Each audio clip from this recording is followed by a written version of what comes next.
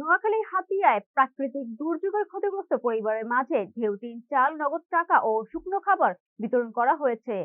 হাতিয়া প্রতিনিধি উত্তম শাহ আইটিভি বাংলাকে জানিয়েছেন, উপজেলা প্রশাসন, দুর্যোগ ব্যবস্থাপনা ও ত্রাণ বিভাগের যৌথ আয়োজনে মঙ্গলবার বেলা 11টায় প্রকল্প বাস্তবায়ন কার্যালয়ে ত্রাণ ভান্ডারের সামনে এই সহায়তা বিতরণ করেন উপজেলা নির্বাহী কর্মকর্তা মোহাম্মদ আলাউদ্দিন।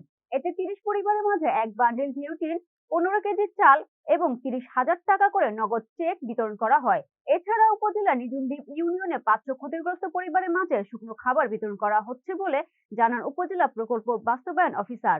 ত্রাণ সহায়তা বিতরণের সময় হাতিয়া উপজেলার নির্বাহী কর্মকর্তা মোহাম্মদ আলাউদ্দিন বলেন, সরকার পর্যাপ্ত ক্রমে ক্ষতিগ্রস্ত সবার মাঝে ত্রাণ সহায়তা অব্যাহত রাখবে।